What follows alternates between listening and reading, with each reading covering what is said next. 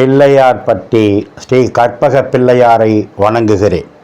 ஆதித்யாய சோமாய மங்களாய புதாய ச குரு சுக்கிர சனி பயிற்ச ராகுவே கேதுவே நமோ நமக. நமது வாழ்க வளமுடன் யூடியூப் சேனல் நேயர்கள் அனைவருக்கும் உங்கள் அன்பு நண்பர் அஸ்ட்ரோ TS மோகன் ராவின் அன்பான வணக்கம், வாழ்த்துக்கள். நாம் இப்போ இந்த வீடியோவில் என்ன பார்க்க போகிறோம்னா, மே மாத பலன்கள் பார்க்க போகிறோம். வழக்கம் போல் தான் 12 ராசிக்கும் தனித்தனி வீடியோ பாருங்கள். முதல்ல இந்த மாதத்தில் எந்தெந்த கிரகங்கள் எங்கே இருக்குது அப்படிங்கிறத பார்ப்போம். செவ்வாய் பகவான் அவருடைய சொந்த வீடு, மேச வீடுங்கிறது செவ்வாய்க்கு சொந்த வீடு, ஆட்சி வீடு. அந்த வீட்டுக்கு வர்றாரு. என்றைக்கு வர்றாரு? 10ஆம் தேதி வர்றாரு. மே மாதம் 9ஆம் தேதி வரைக்கும் இங்கே இருக்கிறாரு.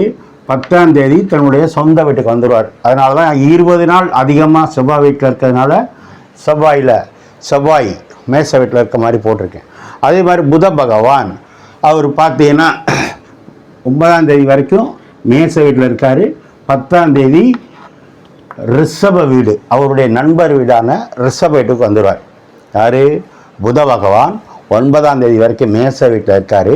10ஆம் தேதி ரிஷப வீட்டுக்கு வந்துடுவார். அடுத்து பார்த்தீங்கன்னா 15ஆம் தேதி சூரிய பகவான் ரிஷபத்துக்கு வந்துடுவார். 14ஆம் தேதி வரைக்கும் மேசத்தில் உச்சமாக இருக்கார். 15ஆம் தேதி ரிஷப வீட்டுக்கு வந்துடுவார். சூரியன் ரிஷப வீட்டுக்கு வந்துட்டால் என்ன அர்த்தம்? வைகாசி பிறந்துருச்சின்னு அர்த்தம். என்னைக்கு? 15ஆம் தேதி. அடுத்து சுக்கிரன் பார்த்தீங்கன்னா 16ஆம் தேதி மிதுன வீட்டுக்கு வந்துடுவார். 15ஆம் தேதி வரைக்கும் இங்கே இருக்கிற சுக்கிர பகவான் 16ஆம் தேதியிலேருந்து மிதுன வீடு, அவர் நண்பர் வீட்டுக்கு வந்துடுறாரு. இதில் என்ன பியூட்டின்னா, புதன் வீட்டில் சுக்கிரனும் சுக்கிரன் வீட்டில் புதனும் பரிவர்த்தனை ஆகியிருக்காங்க. ரைட்டு. ஆல்ரெடி அங்கே ஏற்கனவே யார் இருக்கா? குரு பகவான் மிதுனத்தில் தான் இருக்கார். அவர் மே மாதம்தான் லாஸ்ட்டில் அல்லது ஜூன் ஃபஸ்ட்டு வாரத்தில் இங்கே வருவார். அந்த குரு பயிற்சி வீடியோ நான் உங்களுக்கு போட்டிருக்கேன். 12 ராசிக்கும் தனித்தனி வீடியோ. எல்லோரும் பார்த்துட்டு வாழ்த்து சொல்கிறீங்க. நிறைய பேர் உங்கள் ஜாதகத்தை கூட வாட்ஸ்அப்பில் அனுப்பி பார்த்தீங்க. சரி. அடுத்து கேது பகவான் சிம்மத்தில் தான் தன்னுடைய பயணத்தை நடத்திட்டு இருக்காரு. இவர் டிசம்பர் மாதம் 2ஆம் தேதிக்கு மேலே தான் கடக வீட்டுக்கு வருவார். அதே மாதிரி ராகு பகவான் கும்ப வீட்டில், சனி பகவான் வீட்டில், தன்னுடைய நண்பர் வீட்டில் பயணம் பண்ணிகிட்டு இருக்காரு. இவரும் டிசம்பர் மாதம் மேலே தான் மாறுவார். ஆல்ரெடி சனி பகவான் மீன வீட்டில் தான் தன்னுடைய பயணத்தை நடத்திக்கிட்டு இருக்காங்க. இதுதான் இந்த மாதத்தினுடைய கிரகங்களுடைய நிலைமை. அடுத்து இந்த மாதத்தில் என்னென்ன விசேஷங்கள் அப்படின்னு பார்த்தோம்னா, மே மாதம் 1ஆம் தேதி பார்த்தீங்கன்னா தொழிலாளர் தினம். மே மாதம் 1ஆம் தேதி தொழிலாளர் தினம். உலகம் முழுவதும் இருக்கின்ற தொழிலாளர்களுக்கு ஒரு திருவிழா. அப்படின்னா மே 1 தொழிலாளர் தினம். அனைத்து தரப்பு தொழிலாளர்கள் அனைவருக்கும் நம்முடைய தொழிலாளர் தின வாழ்த்துக்கள் நம்மளுடைய யூடியூப் சேனல் சார்பாக சொல்லிக்கிறோம். அன்னையிலேருந்து தொழிலாளர்கள் அனைவரும் தங்களுடைய வாழ்க்கையில் நிறைய முன்னேற்றங்கள் அடையணும்னு வேண்டிக்கிறேன். அடுத்து பார்த்தீங்கன்னா 28ஆம் தேதி பக்ரீத் பண்டிகை. நாடு முழுவதும் பக்ரீத் பண்டிகை கொண்டாடக்கூடிய நம்முடைய இஸ்லாமிய நண்பர்களுக்கு நம்முடைய மனப்பூர்வமான வாழ்த்துக்கள். அடுத்து பார்த்தீங்கன்னா 30ஆம் தேதி வைகாசி விசாகம். வைகாசி விசாகம்னாலே தெரியும், முருகனுக்கு உகந்த நாள், முருகனுக்கு பிறந்த நாள், இப்படி சொல்லிக்கிட்டே போகலாம். அத்தனை முருகன் ஆலயங்கள்லையும் குறிப்பாக 6 படை வீடுகளில் சிறப்பாக இருக்கும். அன்னையிலேருந்து அந்த முருகப்பெருமான் அருள் உங்களுக்கும் நாட்டு மக்களுக்கும் கிடைக்கணும்னு வேண்டுகிறோம். அடுத்து நேயர்கள் நீங்கள் என்ன தெரிஞ்சுக்கணும்னா, நம்ம பேசுகிறது பொது பலன் தான், உங்களுடைய இண்டிவிஜுவல் ஜாதகம் இல்லை. அதனால் யாராவது எனக்கிட்ட ஜாதகம் பார்க்கணும்னா கீழே இருக்க நம்பருக்கு ஃபோன் பண்ணுங்கள். வாட்ஸ்அப் நம்பர் தரேன், ஜாதகம் பார்க்கலாம்.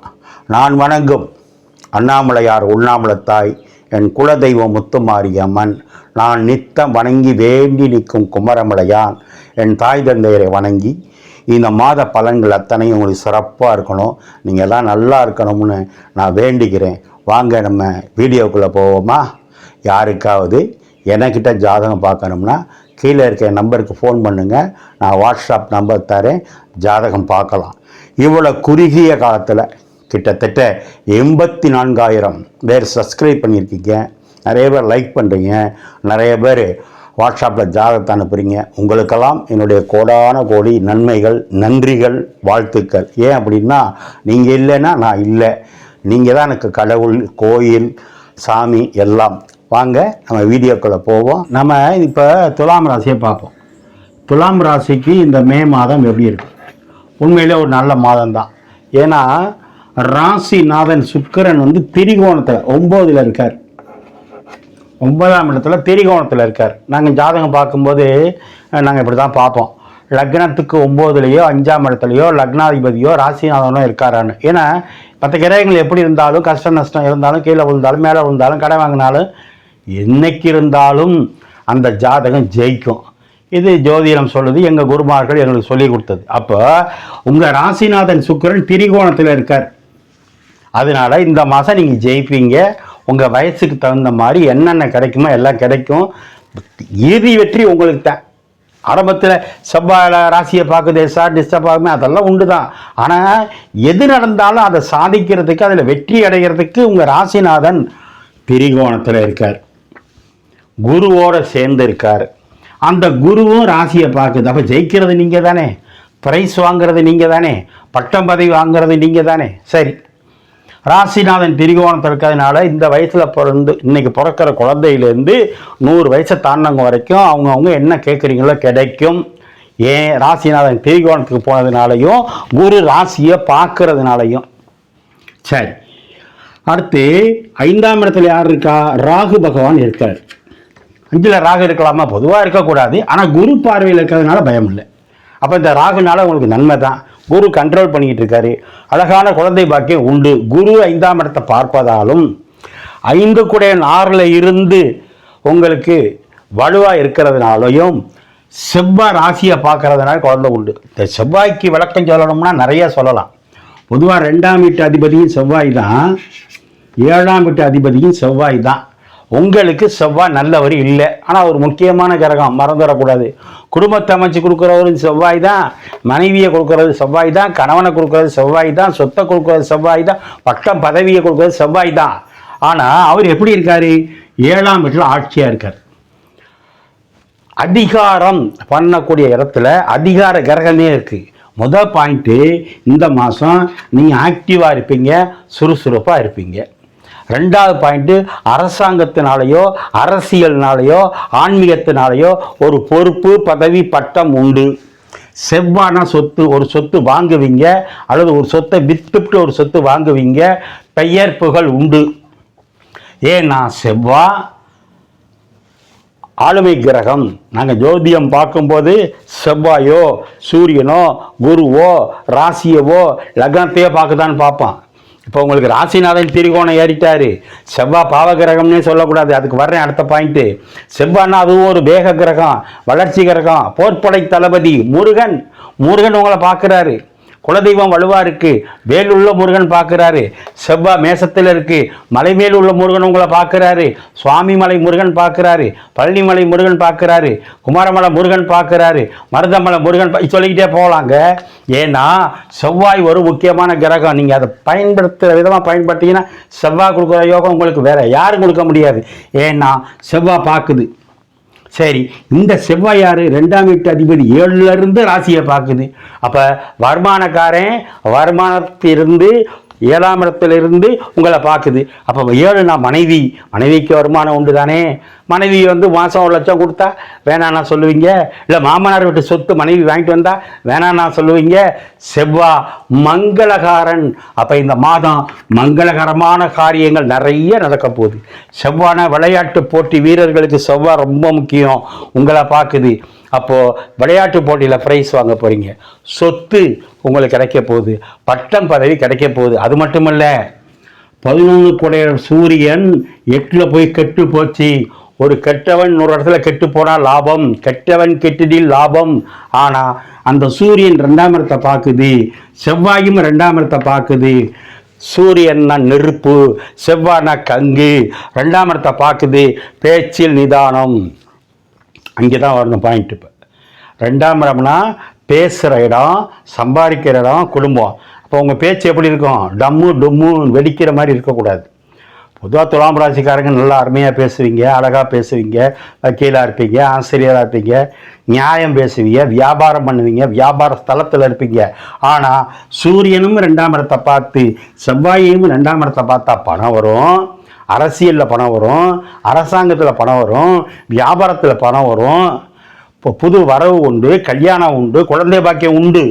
ஆனால் செவ்வாயின் சூரியன் 2ஆம் இடத்தை பார்க்கும்போது பேச்சில் எடுத்தோம் கவுத்தோம் பேசிடக்கூடாது, கோவம் வர்ற மாதிரி பேசிடக்கூடாது, சண்டை வர்ற மாதிரி பேசிடக்கூடாது. குறிப்பாக குடும்பத்தில் விட்டு கொடுக்கணும், கம்பெனி தொழிலாளி முதலாளி விட்டு கொடுக்கணும், அலுவலகங்களில் ஆஃபீஸர் தொழிலாளி விட்டு கொடுக்கணும். எல்லாத்துக்கும் மேலே செவ்வாய் நெருப்பு கிரகம், இரத்த கிரகம், சூரியன் ஒரு நெருப்பு கிரகம். 2ஆம் இடத்தை பார்க்கும்போது கண்ணுக்கோ பல்லுக்கோ மருத்துவம் உண்டு, அதில் கவனம். ஆனால் என்ன நடந்தாலும் சரிங்க, ராசிநாதன் திரிகோணத்தில் இருக்கிறதுனால ஜெயிப்பீங்க. உங்கள் ராசியை குரு பார்க்கறதுனால ஜெயிப்பீங்க. ராசியை குரு பார்த்து செவ்வாய் ராசியை பார்த்தா நீங்கள் இந்த மாதம் ஒரு அபரிமிதமான சொத்தோ பணமோ லாபமோ திருமணமோ குழந்தை பாக்கியம் உண்டு. நீங்களே எனக்கு ஃபோன் பண்ணி சொல்லுவீங்க. ஆக 8ல் சூரியன் இருப்பதுனால 8ன்னா ரகசியம், மர்மஸ்தானம். அப்போ யூரின் போகிற இடம், மோஷன் போகிற இடத்துல கவனம் கவனம் கவனம். குறிப்பாக பெண்களாக இருந்தால், கர்ப்பிணி பெண்களாக இருந்தால் கவனம்.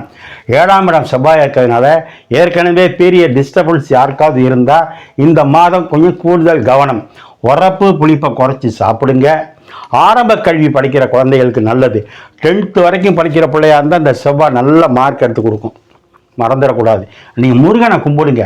துலாம் ராசி துலாலக்கணக்காரங்க எந்த கிரகம் நமக்கு ஆகாதுன்னு நினைக்கிறோமோ அந்த கிரகத்தை கும்பிட்டா சார், கூப்பிட்ட உடனே வந்து நிற்கிறது முருகன் மட்டும்தான் எனக்கு தெரிஞ்சு. நீங்கள் நல்லவனா கெட்டவனா அதெல்லாம் அப்புறம், அதுக்கு உங்களுக்கு தண்டனை கொடுப்பார் கொடுக்கலைங்க, அதான் அப்புறம். முருகான்னு சொன்னோன்னு வந்து நிற்கிறது முருகன் தான். அந்த முருகன் வழிபாடை பண்ணுங்கள். இந்த மாதம் துலாம் ராசிக்காரங்க 17-18 தேதி வாக்கில் கொஞ்சம் சந்திராசனம் இருக்குது. அந்த நாட்களில் கவனம். வண்டி வாகனத்தில் போகும்போது கவனமாக இருங்க. இந்த மாதம் குறை ஒன்றும் இல்லை. நான் ஏற்கனவே சொன்ன மாதிரி ராசிநாதன் பாக்கியத்தில் இருக்கார். குரு ராசியை பார்க்கறதுனால இன்றைக்கி பிறந்த குழந்தையிலேருந்து 100 வயசை தாண்டவங்க வரைக்கும் நன்மையே இறுதியில் நடக்கும். நல்ல செய்தி காத்திருக்கு. சுப காரியம் உங்கள் வீட்டில் நடக்க போகுது. நான் சொன்ன மாதிரி பெருமாள் வழிபாடு, மகாலட்சுமி வழிபாடு, முருகன் வழிபாடை பண்ணுங்க. இந்த மாதத்தை கொண்டாடுங்க. ஓம் நமச்சிவாய.